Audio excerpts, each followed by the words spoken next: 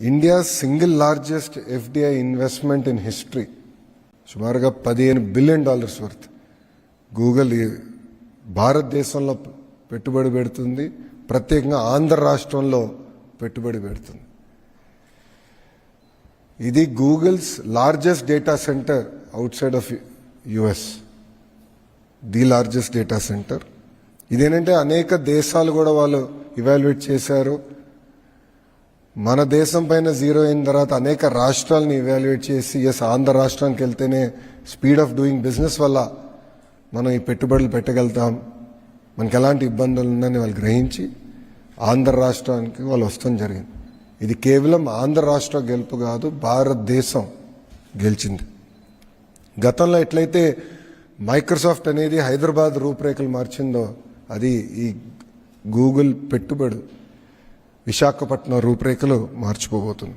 ఇది కేవలం ఒక డేటా సెంటర్ గురించే కాదు, కేబుల్ ల్యాండింగ్ స్టేషన్ ఉంటుంది, రెన్యూబుల్ ఎనర్జీ ఉంటుంది, ఏఐకి సంబంధించిన అనేక కంపెనీలు కూడా విశాఖపట్నానికి వస్తాయి.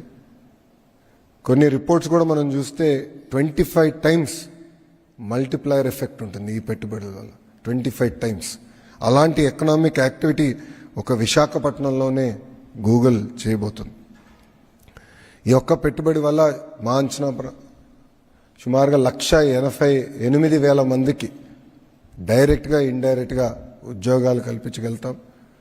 లోకల్ ఎకానమీలో సుమారుగా 48,000 కోట్ల 5 సంవత్సరాల ఇంపాక్ట్ ఉంటుంది ఒక లోకల్ ఎకానమీ మీద. ఇదంతా మీరు చూస్తే మొదటి మీటింగ్ నేను సెప్టెంబర్ 2024లో గూగుల్ ప్రతినిధులు విశాఖపట్నానికి వస్తే వాళ్ళని హోటల్లో నేను లంచ్ ఆర్గనైజ్ చేసి నేను నా కారులో ఆనాడు అక్కడ తీసుకెళ్ళి ఎక్కడైతే ఆ డేటా సెంటర్ వస్తున్నా స్థలం వాళ్ళు కూడా చూపిస్తాం జరిగింది. కరెక్ట్గా ఒక నెలలో తర్వాత నేను యూఎస్కి వెళ్ళా, మీ అందరూ తెలుసు, అక్కడ గూగుల్ క్లౌడ్ లీడర్షిప్ని కూడా నేను కలుస్తాం జరిగింది. ఒక నెల తర్వాత అంటే నవంబర్లో గూగుల్ ప్రతినిధులు వచ్చి గౌరవ ముఖ్యమంత్రి గారిని ఇదే హాల్లో వాళ్ళు కూడా కలుస్తాం జరిగింది. అక్కడ మేము చర్చించినప్పుడు ప్రత్యేకంగా ఆంధ్ర రాష్ట్రంలోనే చట్టాలు సవరణ కాకుండా దేశంలో ఉన్న కొన్ని చట్టాలని సవరణ తీసుకురావాలి, కొన్ని అంశాలపైన క్లారిటీ కావాలని వాళ్ళు ఆనాడు కోరటం కూడా జరిగింది. అది నేను స్వయంగా అశ్విని వైష్ణవ్ గారిని కలిసినప్పుడు కూడా ఆయన దృష్టికి తీసుకెళ్లాను, ఆయన వర్క్ చేశారు. గౌరవ ముఖ్యమంత్రి గారు, ఫైనాన్స్ మంత్రి నిర్మలా సీతారామన్ గారు కూడా అనేక మార్లు కలిసారు ఈ అంశం పైన.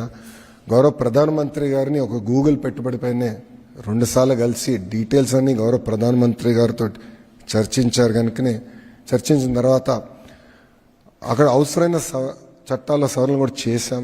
దానివల్లనే ఒక ఇంత పెద్ద ఇన్వెస్ట్మెంట్ భారతదేశంలో ఆంధ్ర రాష్ట్రానికి వచ్చింది.